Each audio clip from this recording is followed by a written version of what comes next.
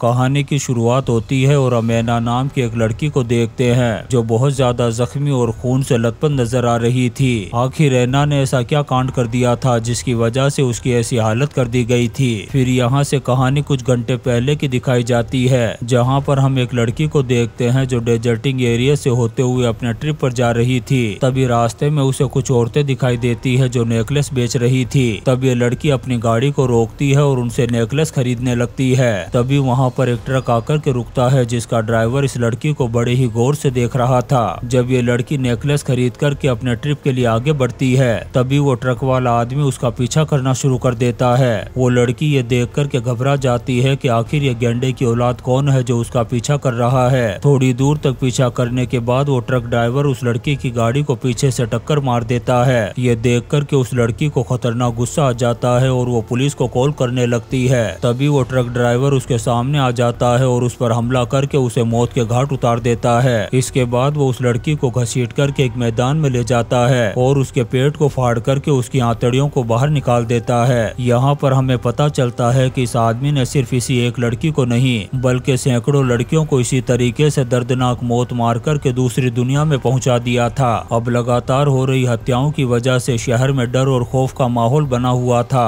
और अब इस वजह से कोई भी लड़की अकेली ट्रिप पर नहीं जा रही थी। पुलिस ने भी एक ट्रक ड्राइवर को पकड़ लिया था क्योंकि उन्हें डाउट था कि शायद ये वही आदमी है जो लड़कियों के टिकट काट करके उन्हें दूसरी दुनिया में पहुंचा रहा है। लेकिन कुछ स्टूडेंट उस ट्रक ड्राइवर की फेवर में आ गए थे जो कह रहे थे कि इसने वो हत्याएं नहीं की है, ये तो बेगुनाह है। तब एक न्यूज एंकर को बुलाया जाता है जो इन स्टूडेंट से आकर के पूछती है कि आखिर तुम यकीन के साथ कैसे कह सकते हो कि ये ट्रक ड्राइवर बेगुनाह है। तब वो स्टूडेंट कहते हैं कि वो तो एक सीधा आदमी है जो हमेशा ट्रक चलाया करता है। वो शराब जरूर पीता है लेकिन वो किसी का मर्डर नहीं कर सकता और जिसने भी वो हत्याएं की है वो अभी भी अपने शिकार की तलाश में घूम रहा होगा। यहीं पर हम ऐना को देखते हैं जो इसी स्टूडेंट के ग्रुप में शामिल थी। वो डिसाइड करती है कि चाहे कुछ भी हो जाए वो असली कातिल को ढूंढ करके रहेगी। फिर ऐना जब अपने घर में होती है तो उसका एक फ्रेंड उसे कॉल करता है। तब ऐना बिजी होने का कह करके फोन को कट कर देती है। उसके बाद वो अपने बचपन को याद करते हुए बहुत ज्यादा अपसेट हो जाती है क्योंकि जब वो छोटी थी तब उसका स्टेप फादर उसकी मॉम को बहुत ही ज्यादा मारा पीटा करता था जिसकी वजह से ऐना बहुत ज्यादा परेशान हो गई थी। इसके बाद ट्रेविस नाम का एक लड़का ऐना को कॉल करके कहता है कि जहाँ पर भी ये मर्डर हो रहे हैं हमें वहाँ पर ट्रिप पर जाना चाहिए ताकि वहाँ पर छानबीन करके हम असली कातिल का पता लगा सकें और वो बेगुनाह ट्रक ड्राइवर जेल से रिहा हो जाए। ये सुनकर के ऐना ट्रेविस से कहती है कि कहीं तुम मजाक तो नहीं कर रहे हो। इसके बाद ऐना FBI के एक ऑफिसर को कॉल करके पूछती है कि प्लीज मुझे बताइए कि अभी लेटेस्ट मर्डर कहां पर हुआ था। तब वो ऑफिसर ऐना से कहता है कि उस केस को क्लोज कर दिया गया है इसलिए वो इस मामले में पढ़ने की कोशिश न करे। तब ऐना कहती है कि मैं सच जानना चाहती हूँ कि क्या ये सभी मर्डर उसी ट्रक ड्राइवर ने किए हैं जिसे पकड़ा गया है। ये सुनने के बाद वो ऑफिसर ऐना को उस जगह की लोकेशन के बारे में बता देता है। फिर ट्रेविस अपने दोस्तों के साथ ऐना के घर पर पहुँचता है उसे पिकअप करने के लिए। ये टोटल 5 लोग थे जो उस खतरनाक ट्रिप पर जा रहे थे।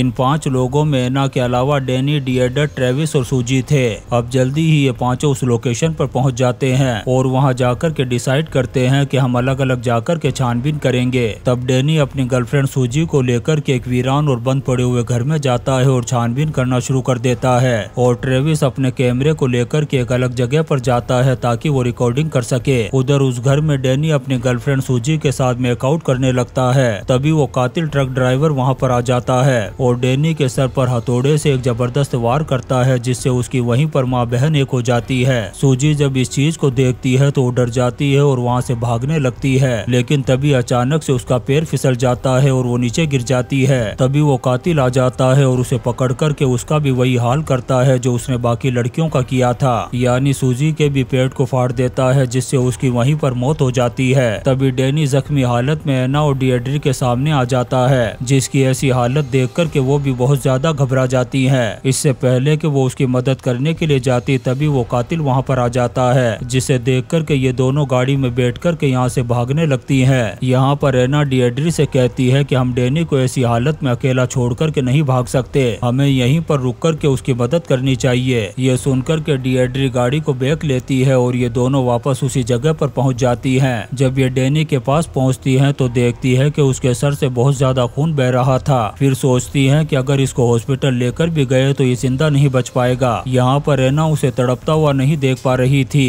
तब वो उसे जान से मार करके इस भयानक दर्द से छुटकारा दे देती है। उधर हम डिएड्री को देखते हैं जो गाड़ी में बैठी हुई एना के वापस आने का इंतजार कर रही थी। तभी वो कातिल ड्राइवर वहाँ पर आ जाता है और गाड़ी में घुसने की कोशिश करता है। ये देख कर के डिएड्री बहुत ज्यादा डर जाती है और गाड़ी लेकर के वहाँ से भाग निकलती है। जब एना वापस आती है तो उसे डिएड्री कहीं भी नजर नहीं आती। इससे वो समझ जाती है कि वो डर कर के भाग गई होगी। तभी एना को उस कातिल का ट्रक नजर आता है। तब वो भाग कर के उस ट्रक में जाती है और चाबी को ढूंढने लगती है ताकि यहाँ से निकल सके, लेकिन उसे वो चाबियां कहीं भी नजर नहीं आती। तभी वो कातिल वहाँ पर आ जाता है, जिसे देख कर के एना उसी ट्रक के नीचे छुप जाती है। वो कातिल एना को नहीं देख पाता और ट्रक लेकर के आगे बढ़ने लगता है ताकि डिएड्री को ढूंढ सके। वहीं दूसरी तरफ हम डिएड्री को देखते हैं जो डर के मारे गाड़ी को बहुत तेज स्पीड में चला रही थी। तभी अचानक से उसके सामने एक दूसरी गाड़ी आ जाती है, जिससे उसकी गाड़ी पलट जाती है। उधर एना जब भाग रही होती है तभी उसे अपने बचपन का एक दर्दनाक वाकया याद आता है, जहाँ पर हम देखते हैं कि उसका फादर उसके साथ बहुत ही ज्यादा गलत काम किया करता था। ये देख कर के एना की माँ को बहुत बुरा लगता था और वो अपने हस्बैंड को रोकने की कोशिश किया करती थी, लेकिन वो घटिया आदमी एना की मॉम को भी बुरी तरह से पीट दिया करता था। फिर हम एना को देखते हैं जो कुछ दूर आगे जाती है, तभी उसे एक टेंट नजर आता है। जब वो उस टेंट के अंदर जाकर के देखती है तो वहाँ पर कुछ भी नहीं था। तभी एना को वहाँ पर एक गाड़ी दिखाई देती है जिसमें चाबी भी लगी हुई थी। वो उस गाड़ी को स्टार्ट करती है और यहाँ से जाने लगती है। वहीं दूसरी तरफ हम एक बूढ़े आदमी को देखते हैं जो डिएड्री को हॉस्पिटल लेकर के जा रहा था। डिएड्री उसे बताने की कोशिश करती है कि इस जंगल में खतरनाक कातिल घूम रहा है जो लड़कियों को बड़ी बेरहमी से मार कर के ऊपर पहुंचा रहा है, लेकिन उस आदमी को डिएड्री की लैंग्वेज समझ में नहीं आ रही थी। तभी वो कातिल अचानक से अपना ट्रक लेकर के इसके सामने आ जाता है। ये देख कर के वो बूढ़ा अपनी गाड़ी से उतरता है और उसके पास जाता है ताकि उसे मदद मांग सके। डिएड्री उसे रोकने की कोशिश करती है, लेकिन वो उसकी बात को नहीं सुनता। तभी वो कातिल उस बूढ़े आदमी को गोली मार कर के ऊपर पहुंचा देता है। इसके बाद वो उस बूढ़े की वाइफ को भी गोली मार कर के दूसरी दुनिया में पहुंचा देता है। इधर डिएड्री गाड़ी से उतरती है और अपनी जान बचा कर के भागने लगती है। तब वो कातिल अपने ट्रक से उसका पीछा करने लगता है और थोड़ी दूर जाने के बाद वो उसको टक्कर मारता है, जिससे डिएड्री जख्मी हो जाती है और भाग नहीं पाती। फिर वो कातिल ट्रक से नीचे उतरता है और डिएड्री का भी काम तमाम कर देता है। उधर एना वापस उसी जगह पर जाती है जहाँ पर उसे ट्रेविस मिलता है। वो एना से पूछता है कि आखिर तुम लोग मुझे अकेला छोड़ कर के यहाँ से क्यों भाग गए। तब एना उसे बताती है कि वो कातिल यहीं पर है जिसने हमारे दोस्तों को मौत के घाट उतार दिया है। तब ट्रेविस एना से कहता है कि मुझे पता था कि वो कातिल यहीं पर है और पुलिस ने गलत आदमी को पकड़ कर के जेल की सलाखों के पीछे डाल दिया है। तभी एना की नजर ट्रेविस के हाथ पर पड़ती है जिस पर खून लगा हुआ था। तब वो उससे पूछती है कि आखिर तुम्हारे हाथ पर ये खून कैसे लगा। तब ट्रेविस कहता है कि वो नीचे गिर गया था इसलिए उसे चोट लग गई, लेकिन एना को डाउट होने लगता है कि कहीं वो कातिल ट्रेविस तो नहीं है। ये सोचकर के एना वहाँ से भाग निकलती है। फिर एना वापस से अपने बचपन को याद करती है जहाँ पर उसका स्टेप फादर उसकी मॉम को मार रहा था।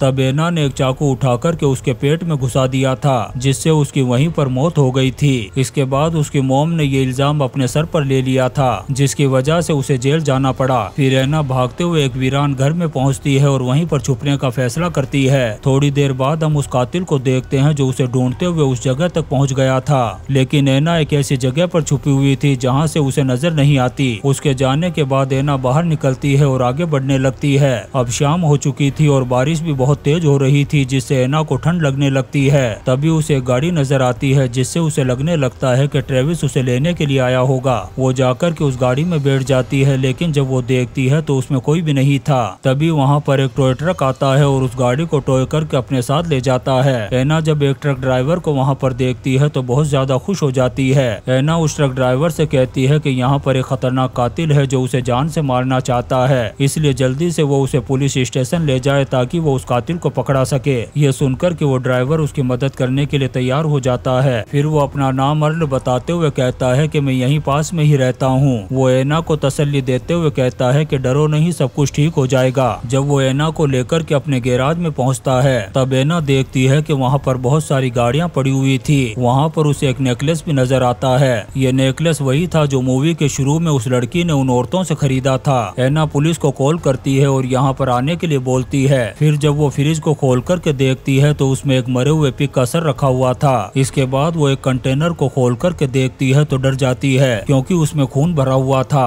तभी अचानक से वो सूजी के सर को देखती है जो ऊपर आकर के तैरने लगता है। इससे वो समझ जाती है कि यही आदमी कातिल है। तभी वो आदमी वहाँ पर आ जाता है और एना से कहता है कि अब तुम्हें मेरे हाथ से कौन बचाएगा। जब एना अपनी गन निकाल करके उसे गोली मारने लगती है तभी वो यहाँ से भागने लगता है। जैसे ही वो बाहर जाता है तभी एक शेरीफ को देख करके नाटक करने लगता है और शेरीफ से कहता है कि ये लड़की ही वो कातिल है जो सबको मौत के घाट उतार रही है। वो शेरीफ भी एना के हाथ में गन देख करके उसे हथकड़ी लगा देती है। तभी वो कातिल मौका देख करके शेरीफ को गोली मार देता है जिससे उसकी वहीं पर मौत हो जाती है। जब वो एना को मारने के लिए उसके करीब आता है तभी एना उसे गन छीन लेती है। अब वो उसे गोली मारती इससे पहले ही वो वहाँ से भाग जाता है। फिर एना उस शेरीफ की गाड़ी के पास पहुँचती है और चाबी लेकर के अपनी हथकड़ियों को खोल लेती है। फिर वो उस कातिल की माँ बहन एक करने के लिए उसका पीछा करते हुए उसके पास पहुँच जाती है। तब वो कातिल गिड़गिड़ाते हुए कहता है कि प्लीज मुझे पुलिस के हवाले कर दो लेकिन जान से नहीं मारना। तब एना कहती है कि हरामजादे तूने कई लोगों को मौत के घाट उतारा है, मैं तुझे भी ऐसे ही दर्दनाक मौत मारूंगी। तभी वो कातिल मिट्टी उठा कर के एना की आंखों में डाल देता है और वहाँ से भाग जाता है। उस कातिल को गोली लगी हुई थी और उसका बहुत ज्यादा खून बह रहा था। तभी एना पीछे से ट्रक लेकर के आती है और उसे उड़ा देती है। एना को लगने लगता है कि शायद ये मर गया होगा, इसलिए वो शहर की तरफ जाने लगती है। अब एना जाते हुए वापस अपने पास्ट को देखती है कि जब उसने अपने बाप को मारा था तब वहाँ पर FBI का एक ऑफिसर भी आया था जो उसकी माँ का लवर था। उसने एना को तो गोद ले लिया और उसकी माँ को जेल भेज दिया था। फिर एना एक गैस स्टेशन पर रुकती है और उसी FBI ऑफिसर को कॉल करके बताती है कि उसने उस कातिल का काम तमाम कर दिया है। इसके बाद एना एक नदी के किनारे पर जाती है और बहुत ज्यादा रोने लगती है। ये वही सीन था जो हमने मूवी के शुरू में देखा था। फिर हम ट्रेविस को देखते हैं जो अपने कैमरे से रिकॉर्डिंग करते हुए एना को ढूंढ रहा था और इसी सीन के साथ ये शानदार movie you're all gonna die खत्म हो जाती है। दोस्तों हम आपके लिए ऐसी ही इंटरेस्टिंग मूवीज एक्सप्लेन करते रहेंगे, तो आप चैनल को सब्सक्राइब जरूर करें और लाइक और कमेंट्स भी करें। Thank you.